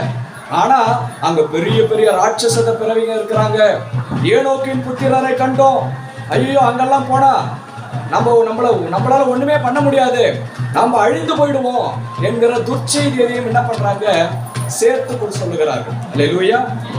ஆனா அதற்கு மத்தியில 2 பேர் மாத்திரம் எல்லாரையும் அமர பண்ணி, ஐயா அப்படி இல்லையா, அது நல்ல தேசம். அத வாசிங்க. 30வது வசனம். அப்பொழுது காலே மோசேக்கு முன்பாக ஜனங்களை அமர்த்தி, நாம் உடனே போய் அதை சுதந்தரித்துக் கொள்வோம், நாம் அதை எளிதாய் ஜெயித்துக் கொள்ளலாம் என்றார். நல்லா கவனிங்க. 12 பேரும் கர்த்தருடைய பிள்ளைகள் தான், அபிஷேகம் பண்ணப்பட்ட தேவ ஜனம் தான். கர்த்தர் இந்த ஜனத்தை தான் பார்த்து சொன்னார், நீங்கள் ராஜரீக ஆசாரிய கூட்டம் என்று. ராஜாக்களும் ஆசாரியர்களாகவும் உன்னை நான் வைத்திருக்கிறேன் என்று 12 பேர் அனுப்பினாரு. 10 பேர் சொல்றான் நல்ல தேசம் தான், ஆனா அவங்கள மேற்கொள்ள நம்மால முடியாது. ஆனா அதற்குள்ள 2 பேர் காலேபும் யோசுவாவும் மாத்திரம் சொல்லுகிறார்கள், இல்ல அது நல்ல தேசம், வாங்க இப்பவே போய் நம்ம என்ன பண்ணாத சுதந்திரித்துக் கொள்ளலாம். அது மாத்திரமல்ல, இந்த 10 பேர் காணாததை யோசுவாவும் காலேபும் காண்கிறார்கள். அந்த வசனத்தை நீங்க வாசிச்சீங்கன்னா அது எத்தனாவது வசனம்? 27, 31வது வசனத்தை வாசிங்க. 14 அவனோட கூட போய் வந்த மனிதரோ 14ஆம் அதிகாரம் 9வது வசனத்தை வாசிங்க. கர்த்தருக்கு விரோதமாக 8வது வசனத்திலே வாசிங்க. கர்த்தர் நம்மேல் பிரியமாய் இருந்தால் அந்த தேசத்திலே நம்மை கொண்டு போய் பாலும் தேனும் ஓடுகிற அந்த தேசத்தை நமக்கு கொடுப்பார். இப்போ 12 பேர் போறாங்க, 10 பேர் ஒரு செய்தியை சொல்லுகிறார்கள். ஆனா இந்த 2 பேர் மாத்திரம் நல்ல செய்தியை சொல்றாங்க. அவர் சொல்ற கர்த்தர் நம்மேல் பிரியமாய் இருந்தால் நிச்சயமா அந்த தேசத்திலே நம்மை கொண்டு போய் சேர்ப்பார். அது மாத்திரமல்ல, அடிஷனலா இன்னொரு காரியம் 9வது வசனத்துல 2வது பகுதி சொல்றாங்க, அவர்களை காத்த நிழல் அவர்களை விட்டு விலகி. இது எப்படிங்க? நல்ல கவனிங்க. ஒவ்வொரு எல்லையையும் ஒரு நிழல் காத்து கொண்டு இருக்கிறது, ஒரு இருளி நிழல் காத்து கொண்டு இருக்கிறது. அவர்கள் வழிபடுகிற தெய்வம் அது ஏதோ ஒரு காரியம் அந்த தேசத்தின் எல்லை மேல அப்படியே நிழல் மாதிரி இருக்கும். யார் வரா, யார் போறா, யார் ஜெபம் பண்றா, எல்லாத்தையும் அது பார்த்துக்கிட்டு இருக்கும். சுற்றி பார்த்து வந்த தேசத்தின் இந்த கர்த்தருடைய பிள்ளைகள் போகிற பொழுது 10 பேர் பார்க்காததை யோசுவா பார்க்கிறார். இவங்க காலடி வச்ச உடனே அவர்களை காத்த நிழல் விலகி போனது. எதிரி தேசத்தை ஒரு நிழல் காத்து கொண்டு இருந்தது. அபிஷேகம் பண்ணப்பட்ட கர்த்தருடைய பிள்ளை போய் அங்க கால் வச்ச உடனே அந்த நிழல் விலகி போனது. இத மத்த அவிசுவாசம் உள்ள 10 பேர் பார்க்கல. ஆனா விசுவாசம் உள்ள யோசுவாவும் காலேபும் பார்த்து சொல்லுகிறார்கள், பயப்படாதீங்க, அவங்கள காத்தது ஒரு நிழல் தான், ஆனா அந்த நிழல் விட்டு விலகி போனது. அப்ப நம்ம எளிதாய் அதை சுதந்திரித்துக் கொள்ளலாம். அப்ப கர்த்தர் இன்றைக்கு சொல்லுகிறார், கர்த்தருடைய பிள்ளையே, நீ எவ்வளவு ஒரு காலத்துல நற்கிரியை செஞ்ச, கர்த்தருக்காக பிரயாசப்படணும்னு நினைச்ச, கர்த்தருக்காக வைராக்கியமா நின்ன, ஆனா தொடர் தோல்வி, தொடர் போராட்டங்கள், தொடர் பிரச்சனையால மனம் நொந்து போய் இனி இது எனக்கு வேணாண்டவரே, நானும் உலகத்தோடு ஒரு ஒத்த வேஷம் தரிக்கிறது போல உலகத்திற்கு சமமான ஒரு ஓட்டத்தை ஓடுகிறேன்னு சொல்லி கர்த்தருக்காகப்பட்ட எல்லா பிரயாசங்களையும் ஒதுக்கி வைத்து விட்டு மறுத்த கிரியைகள் உள்ள நபர்களோடு கூட படுத்து கொண்டு இருப்பாய். ஆனால் கர்த்தர் சொல்றார், இந்த வருஷத்துல நான் உன் மீது உதிப்பேன், நீ எழும்பி பிரகாசி, உன் ஒளி வந்தது, கர்த்தருடைய மகிமை உன்மேல் காணப்படும். அல்லேலூயா. ஏன் தெரியுங்களா கர்த்தர் சொல்றாரு, நீ மலை மேல் உள்ள பட்டணம், அது ஒரு நாளும் மறைந்து இருக்க மாட்டாது. அல்லேலூயா. மத்தேயு 5ஆம் அதிகாரம் 14, 16 வசனங்களை வாசிக்குமா. நீங்கள் உலகத்திற்கு வெளிச்சமாய் இருக்கிறீர்கள். வெளிச்சம் கொடுக்க வேண்டிய நீயே போய் உன்னை மறைச்சு கொண்டு மருத்துவர்களிடத்திலே படுத்தால் அந்த உலகத்துக்கு எப்படி வெளிச்சம் வரும்? என் தெருவில் இன்னும் யார் ரட்சிக்கப்படல பிரதர்? என்னுடைய ரட்சிப்பு வெளிச்சம் கொடுக்கிற ரட்சிப்பா இருந்தா என் தெரு ரட்சிக்கப்படும், என் கிராமம் ரட்சிக்கப்படும். ஆனா என் ஒளியை, என் வெளிச்சத்தையே நான் அடக்கி மறைச்சுக்கிட்டு இருந்தேன்னா எப்படி பிரகாசிக்க முடியும்? கர்த்தர் இன்றைக்கு உங்கள் ஒவ்வொருவரையும் பார்த்து சொல்லுகிறார், நீ மலை மேல் உள்ள பட்டணம், இதற்காக தான் நீ அழைக்கப்பட்டு இருக்கிறாய். உனக்கு மற்ற ஆசீர்வாதங்களா தானா வரும் பிரதர், ஆனா நீ அழைக்கப்பட்டது நோக்கம் என்ன தெரியுங்களா? மலை மேல் உள்ள பட்டணம். அந்த வசனத்தை வாசிங்க. இவ்விதமாய் மனுஷர் உங்கள் நற்கிரியைகளை கண்டு பரலோகத்தில் இருக்கிற உங்கள் பிதாவை மகிமைப்படுத்தும்படி உங்கள் வெளிச்சம் அவர்கள் முன்பாக பிரகாசிக்க கடவுது. உங்கள் வெளிச்சம் மனிதர்கள் முன்பாக பிரகாசிக்க கடவுது. எந்த வெளிச்சம்? நற்கிரியைகள் என்கிற வெளிச்சம். பிரதர், கடந்த நாட்கள்லாம் எவ்வளவு நற்கிரியை செஞ்சேன், ஆனா நன்மை பெற்றவன் எல்லாம் எனக்கு முதுக திருப்பி காமிச்சிட்டு போயிட்டான். நினைக்காதீங்க, புதிய ஆரம்பத்துல புதிய நற்கிரைகளை செய்ய ஒப்பு கொடுங்கள். ஆண்டவரே, இனி நான் ஒருவேளை மனிதர்களுக்காக மனித முகத்தை பார்த்து நான் நற்கிரியை செஞ்சிருக்கலாம். இந்த புதிய வருஷத்துல கர்த்தருக்காக, கர்த்தருடைய நாமத்தினாலே நான் நற்கிரியை செய்ய ஒப்பு கொடுக்கிறேன். அப்பொழுது என்னுடைய வெளிச்சம் மனிதர்கள் முன்பாக பிரகாசிக்கும் என்று கர்த்தர் சொல்கிறார். அல்லேலூயா. உன்மேல் கர்த்தருடைய ஒளி பிரகாசிக்கும். நீ எழும்பி கர்த்தருக்காக பிரகாசிப்பாய். அல்லேலூயா. கர்த்தருடைய பரிசுத்த நாமத்திற்கு ஸ்தோத்திரம். ஒரே ஒரு உதாரணத்தை சொல்லி நான் முடிக்கிறேன். மகதலேனா மரியாள் என்ற ஒரு பெண்மணி இருந்தார்.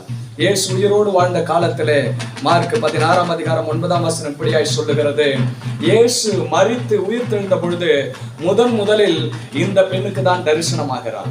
அப்ப என்ன ஒரு விசேஷம் இந்த பெண்ணிடத்துல அப்படின்னு பாத்தீங்கன்னா, லூக்கா 8ஆம் அதிகாரம் 2, 3 வசனங்களை வாசிங்க. 2-3 வசனங்களை வாசிங்க. அவர் பொல்லாத ஆவிகளையும் வியாதிகளையும் நீக்கி குணமாக்கின சில ஸ்திரீகளும் 7 பிசாசுகள் நீங்கின மகதலேனா மரியாள். இந்த மகதலேனா மரியாள் எப்படிப்பட்டவங்கம்மா? 7 பிசாசுகள் அவர்களுக்குள்ள இருந்ததா. இயேசு நாமத்தினால அவங்க என்ன பண்ணாங்க? இந்த 7 பிசாசின் பிடியிலிருந்து விடுதலையாக்கப்பட்டவர்கள். ஏரோதின் காரியக்காரனான கூசாவின் மனைவியாகிய யோவன்னாலும் சூசன்னாலும் தங்கள் ஆஸ்திகளால் அவருக்கு ஊழியம் செய்து கொண்டு வந்த நல்ல கவனிங்க. இப்ப இந்த பெண்கள் எல்லாம் இன்க்ளூடிங் மகதலேனா மரியாள் என்ன பண்ணாங்களா? இயேசு உயிரோடு இருந்த காலத்திலே தங்களுடைய ஆஸ்திகளால் அவருக்கு என்ன பண்ணிட்டு வந்தாங்களா? ஊழியம் செய்து கொண்டு வந்தார்கள். மேபி அவருக்கு ஒரு தெரியல, ஏதோ ஒரு ஊழியம் செய்து கொண்டு அவருடைய ஊழியத்திற்கு பினான்சியலா சப்போர்ட்டா இருந்திருக்கிறாங்க. நல்ல கவனிங்க. இயேசு உயிரோடு வாழ்ந்த காலத்திலே மகதலேனா மரியாளும் இன்னும் சில ஸ்திரீகளுமாய் சேர்ந்து ஒருவேளை இயேசுக்கு சமைச்சு கொடுக்கறதா இருக்கலாம், அவருடைய துணிமணியை துவைச்சு, ஏதோ ஒரு ஊழியம் அவருடைய ஊழியத்திலே பிரயோஜனமா இருந்திருக்கிறாங்க. பாருங்க, இப்போ இயேசு மரித்து விட்டார். நல்ல கவனிங்க. இயேசு பாருங்க, எடுத்துங்க யோவான் 20ஆம் அதிகாரம். இயேசு மரிச்சிட்டாரு, கல்லறையில அடக்கம் பண்ணப்பட்டார். ஆனா இப்ப இந்த அம்மா திரும்பவும் என்ன பண்றாங்கன்னா, நற்கிரியல் செய்ய வேண்டும் என்று வாஞ்சா இருக்கிறாங்க. 1ஆம் வசனம் 20:1. வாரத்தின் முதல் நாள் காலையில் அதிக இருட்டோடு மகதலேனா மரியாள் கல்லறை நிலத்திற்கு வந்து கல்லறையை அடைத்திருந்த இந்த அம்மா ஏன் கல்லறை நிலத்திற்கு வருகிறார்கள்? இயேசு மரிச்சிட்டாரு, அடக்கம் பண்ணிட்டாங்க. ஏன் கல்லறை நிலத்துக்கு வராருன்னா, மரித்த சடலத்திற்கு சுகந்த வர்க்கம் இட. ஏன்னா அந்த காலத்துல மரித்த சடலத்தை நல்ல சுகந்த வர்க்கம் விட்டு பாதுகாப்பாங்க. இவள் நினைத்திருந்தால் வீட்டோடு இருந்திருக்கலாம். எங்க இயேசு உயிரா இருந்த வரைக்கும் நான் ஊழியம் பண்ணுங்க, இப்ப அவர் இல்லை, இதுக்கு மேல போய் நான் என்ன பண்ண போறேன்னு அமர்ந்திருக்கலாம். ஆனால் அவள் அமர்ந்தில்லை. அவர் இருந்தாலும் இல்லாவிட்டாலும் இன்னும் நான் செய்ய வேண்டிய நற்கிரியை ஒன்று பேலன்ஸ் இருக்குது, பெண்டிங் இருக்குது. எது? அவருடைய மரித்த சடலத்திற்கு நான் சுகந்தவர்கள் இடம் வேண்டும். பாருங்க, இப்ப இந்த அம்மா போலனா இயேசு வந்து கேட்க போறாரா, நீ ஏன் மரியாதை வரல அப்படின்னு கேட்க போறாரா? 7 பிசாசு அவங்ககிட்ட துரத்தினே இப்படி நன்றி கெட்டத்தனமா இருக்கிறேன்னு கேட்க போறாரா? இல்ல. இந்த அம்மா நினைச்சிருந்தா வீட்டுல இருந்திருக்கலாம். இந்த அம்மா எப்போ எழுந்திருக்கிறாங்க பாருங்க, காலையில் அதிக இருட்டோடு. ஏன்? இல்ல, இன்னும் நான் செய்ய வேண்டிய ஒரு நற்கிரியை எனக்கு பேலன்ஸ் பெண்டிங் இருக்குது. அநேக நேரத்தில் நம்ம என்ன பண்ணிடுறோம் தெரியுங்களா? நற்கிரியைகள் செய்வதில் நாமளே நம்மளை என்ன பண்ணிக்கிறோம்? லிமிட் பண்ணிக்கிறோம். இது போரும் பிரதர், அவ்வளோ போரும் இல்லை. கர்த்தர் நற்கிரியைகள் செய்ய உங்களுக்கு திராணியை கொடுத்திருப்பார் என்றால் உற்சாகமாய் அதை செய்யுங்க. கடந்த நாட்களிலே மனிதர்களின் முகத்தை பார்த்து நீங்க செஞ்சிருக்கலாம், ஆனா கர்த்தருக்காக நற்கிரியை செய்ய எழும்புங்க. நடந்தது என்ன தெரியுங்களா? மரித்த சடலத்திற்கு சுகந்த வர்க்கம் இடும்படி நற்கிரியை செய்யும்படி வந்த இவள் பார்த்தா கல்லறையில இயேசுவினுடைய உடல் இல்லை. சீடர்கள் வந்து பார்க்கிறார்கள், அவர்களும் காணவில்லை, எல்லாம் போயிட்டாங்க. ஆனா இந்த அம்மாவால போக முடியல. இருதயம் கலங்குகிறது. ஐயோ, நான் இன்னும் செய்ய வேண்டிய நற்கிரியை எனக்கு பாக்கி இருக்கிறதே, இயேசுனுடைய சரீரத்தை காணமே என்று கல்லறையின் முன்பாக நின்று அழுது கொண்டிருக்கிறாள். அப்பொழுது இயேசு சொல்லுகிறார், மரியாளே. இயேசு அந்த வசனத்தை வாசிங்கம்மா, அது 13ஆவது வசனத்தை வாசிங்க. அவர்கள் அவளை நோக்கி, ஸ்திரீயே ஏன் அழுகிறாய் என்றார்கள். அதற்கு அவள், என் ஆண்டவரை எடுத்துக்கொண்டு போய்விட்டார்கள், அவரை வைத்த இடம் எனக்கு தெரியவில்லை என்றாள். தொடர்ந்து வாசிங்க. இவைகளை சொல்லி பின்னாக திரும்பி இயேசு நிற்கிறதை கண்டாள். ஆனாலும் அவரை இயேசு ஒரு தோட்டக்காரனை போல நின்னு, ஸ்திரீயே நீ ஏன் அழுகிறாய் அப்படின்னு. இப்ப பாருங்க, உயிர்த்த இயேசு வேதத்தின்படி எங்க போகணும்னா பரலோகத்துல பிதாவை போய் சந்திக்கணும். ஏன்னா பிரதான ஆசாரியன் அடிக்கப்பட்ட ஆட்டுக்குட்டியினுடைய ரத்தத்தை கொண்டு போய் தேவ சமூகத்திலே கொடுக்க வேண்டும். அப்ப இயேசு பிரதான ஆசாரியரை நமக்காக அவருடைய ரத்தத்தை கொண்டு போய் பிதாவின் இடத்திலே கொடுக்க வேணும். ஆனாலும் நற்கிரியை செய்யும்படி வந்த மகதலேனா மரியாளுடைய கண்ணீர் அவர் அங்க நிறுத்துது. 12 சீடர்கள்ல 2 பேர் வந்தாங்க, பார்த்துட்டு போயிட்டாங்க. அப்ப கூட இயேசு அவங்கள போய் சந்திக்கல. ஆனால் இந்த மகளுடைய கண்ணீர், ஐயோ, மரித்த சரீரத்திற்கு நான் செய்ய வேண்டிய கடமை இன்னும் பாக்கி இருக்கிறது, அந்த நற்கிரியை செய்ய முடியலன்னு அழறாங்க. பாத்தீங்களா? கர்த்தரே வந்துட்டாரு. சரி, நான் பிதாவுக்கு அப்புறம் போற, முதல்ல இனி ஏமா அழற, ஸ்திரீயே நீ ஏன் அழுகிறாய் என்று அவள் கேட்கிற பொழுது, ஐயோ, என் ஆண்டவருடைய சரீரத்தை யாரோ எடுத்துட்டு போயிட்டாங்க ஐயா, நீ பார்த்தா கொஞ்சம் சொல்லு, இல்ல நீங்க எடுத்துட்டா கொடுத்துருங்க அப்படின்னு சொன்ன உடனே கர்த்தருடைய இருதயம், ஏன்னா இப்ப அவர் உயிர் தெழுந்த சரீரத்தோடு நிற்கிறார். அதனால உடனே மகதலேனா மரியாளால அடையாளம் காண முடியல. ஆனா உடனே கர்த்தர் ஒரு க்ளூ கொடுக்கிறாரு. மரியாளே, அவளை பெயர் சொல்லி அழைக்கிறார். அப்ப அந்த குரல் அவளுக்கு ஞாபகம். இது கர்த்தருடைய குரல். திரும்பி பார்த்து ரபூனி என்றார். ரபூனி என்றார். அதுக்கு போதகரே என்றார். போதகரே என்ற அர்த்தமாம். தொடர்ந்து வாசிங்க. இயேசு அவளை நோக்கி, என்னை தொடாதே, என்னை தொடாதே, நான் இன்னும் என் பிதாவினிடத்திற்கு ஏறி போகவில்லை. பாருங்க, பிதாவினிடத்திற்கு போக வேண்டியவரே நின்னுட்டாரு. அவருடைய கண்ணீர் நிறுத்தினது. நீ என் சகோதரரிடத்திற்கு போய் நான் என் பிதாவினிடத்திற்கும் உங்கள் பிதாவினிடத்திற்கும் என் தேவனிடத்திற்கும் உங்கள் தேவனிடத்திற்கும் ஏறி போகிறேன் என்று அவர்களுக்கு சொல் என்றார். பாருங்க, இப்போ மரித்த சடலத்திற்கு நற்கிரியை செய்ய வந்தவளுக்கு உயிர்த்தெழுந்த இயேசுவை அறிவிக்கிற சுவிசேஷத்தின் பணியை கர்த்தர் கொடுத்தார். அல்லேலூயா, அல்லேலூயா. ஆண்டவரே, நீங்க நினைக்கலாம், இல்ல பிரதர், நான் எவ்வளவு பிரயாசப்பட்ட எல்லாம் வீணா போயிடுச்சு. No no no. கர்த்தருக்காக படுகிற எந்த பிரயாசங்களும் ஒரு நாளும் வீணாய் போவாது. அது கணக்கிலே வைக்கப்படும். ஒருவேளை எல்லாம் மரித்து போனதை போல இருக்கலாம். கர்த்தர் இந்த புதிய வருஷத்திலே உயிர்த்தெழுந்த கர்த்தரை உயர்த்தி பிடிக்க உங்களுக்கு கிருபை தருவாராக. அல்லேலூயா. இது எப்படி நடக்கும் தெரியுங்களா? அவருடைய வெளிச்சம் உங்கள் சிரசின் மேல் இருந்தால் இது நடக்கும். யோபு, இந்த ஒரு வசனத்தை சொல்லி நான் முடிக்கிறேன். யோபு 29ஆம் அதிகாரம் 2-3. யோபு கதறுகிறார் பாருங்க. 2-3 வசனங்கள். பழைய ஏற்பாடு 657. சென்று போன மாதங்களிலும் தேவன் என்னை காப்பாற்றி வந்த நாட்களிலும் எனக்கு உண்டாயிருந்த சீர் இப்பொழுது இருந்தால் நலமாய் இருக்கும். யோபு சொல்றாரு, கடந்த மாசத்துல, கடந்த வருஷத்துல, கடந்த நாட்கள்ல எனக்கு இருந்த அந்த நற்சீர் இப்பொழுது எனக்கு இருந்தா ரொம்ப நல்லா இருக்குமே. ஏன் அப்படி அந்த நற்சீர் இருந்ததுன்னா, அடுத்த வசனம் சொல்றாரு, அப்பொழுது அவர் தீபம் என் தலையின் மேல் பிரகாசித்தது, அவர் அருளின வெளிச்சத்தினால் நான் இருளை கடந்து போனேன். அல்லேலூயா. கர்த்தர் ஏன் இந்த வருஷத்துல உங்கள் மீது உதிப்பேன் என்று சொல்றார் தெரியுங்களா? அவருடைய தீபம் உங்கள் மேல் பிரகாசிக்கும், அவருடைய வெளிச்சத்தினால் இருளை நீங்கள் கடந்து போவீர்கள். அல்லேலூயா. ஒரு நாளும் பயப்படாதீங்க. முதலாவது, கர்த்தர் நீங்கள் வசிக்கிற எல்லைகளை உதிக்கிறார். இரண்டாவது, உங்கள் கல்லுகளை பிரகாசிக்க பண்ணுவேன் என்று வாக்கு பண்ணுகிறார். மூன்றாவது சொல்றாரு, நான் உன்மேல் உதிப்பேன், நான் உனக்கு நித்திய வெளிச்சமாயிருப்பேன், நான் உனக்கு வெளிச்சம் கொடுக்கும்படி நியமித்த சூரியனும் சந்திரனும் உனக்கு வெளிச்சம் கொடாமல் போயிருந்தாலும் அதை பற்றி கவலைப்படாது. இந்த புதிய வருஷத்திலிருந்து நானே உனக்கு நித்திய வெளிச்சமாயிருந்து உன் எல்லா துக்க நாட்களையும் நான் முடிவுக்கு கொண்டு வருவேன் என்று கர்த்தர் சொல்கிறார். நாம் எல்லாம் செபிக்கும்படி எழுந்து நிற்போமா? கர்த்தர் நல்லவராகவே இருக்கிறார். உன் துக்க நாட்கள் முடிந்து போகும். ஆமென். கர்த்தரே உனக்கு நித்திய வெளிச்சமாயிருப்பார். உன் துக்க நாட்கள் முடிந்து போகும். அல்லேலூயா. இந்த வார்த்தைகளை கேட்டு நாம் ஒவ்வொருவரும் பாக்கியவான்கள் என்று கர்த்தர் சொல்லுகிறார்.